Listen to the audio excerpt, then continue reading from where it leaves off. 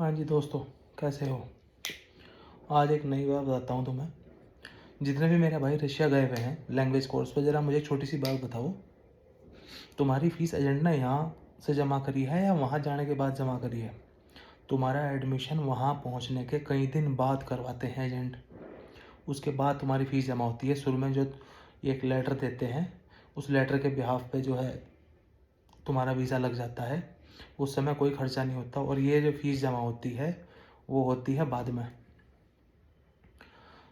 तो अब एक बात बताओ, जब जब हम इनसे पूछते हैं, जैसे मैंने टोबिन सुमित से पूछा था उस समय जो बच्चे डिपोर्ट हो रहे थे, मैं कहा भाई अगर मैं डिपोर्ट हो गया एयरपोर्ट से तो उसके बाद क्या होगा?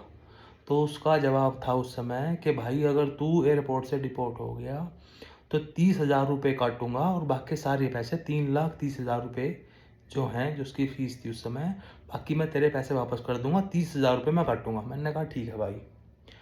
तो आज मेरा भाई एक उत्तराखंड का जो है डिपोर्ट हुआ है एयरपोर्ट से, और उसे ये कहता है, उसी के हिसाब से गया था ये टोबिन सुमित के, और उसे इसने बोला है कि भाई मैं पॉलिसी पता करूँगा कि क्या पॉलिसी है फ़ीस रिटर्न की। अब आप पॉलिसी कहें कि फ़ीस रिटर्न की, जब फ़ीस जमा नहीं है, सबको पता है जितने वहाँ हैं। मेरे हॉस्टल में जब मोहित के बच्चे आए थे 8, उसमें से 4 बच्चे जो वापस चले गए, फ़ीस नहीं जमा हुई। क्यों नहीं जमा हुई फ़ीस? क्योंकि उन्होंने पैसे नहीं दिए थे, जो भी उनका मुद्दा रहा हो। तो इसका मतलब ये है कि फ़ीस जमा होती है वहाँ पहुँचने के बाद। वहाँ पहुँचने के बाद फ़ीस जमा होती है, घर से यहाँ से कोई फ़ीस नहीं जमा करता। समझ गया? ये सबको पता है। तो चुपचाप करके उसके पैसे वापस कर दे। इतना जलील मत बन भाई कि तू लोगों के, मतलब अब तू उसे उसे इतना क्या कहा, सीधा बच्चा है बेचारा वो पहाड़ का, और क्या बोल रहा है कि मैं फ़ीस जो है पूछूंगा पॉलिसी क्या है। जब लेते टाइम तुम्हारे इतना दर्द रहता है, जहाँ वो स्टैम्प स्टिकर लग के आया ना, तुम्हें गैल चूल मारती है तुम्हारे पैसे लेने की। तो ऐसे ही अब उसे एयरपोर्ट पर बैठा हुआ है, उसे पैसे दे दे, उसे टिकट भी करवाना है उस पर पैसे आ जाएगा टिकट करवा के। उसके खाते में फ़ोन पे कर देना अब तुरंत पैसे उसके। जब तुझे भी पता है, जितने भी एजेंट हैं सबको पता है, जितने भी हैं और जितने लड़के देख रहे हैं जो रशिया गए हुए हैं, सबको पता है फ़ीस जमा होती है वहाँ पहुँचने के बाद। तो अब एकदम तू उसके पैसे क्यों नहीं दे रहा भाई?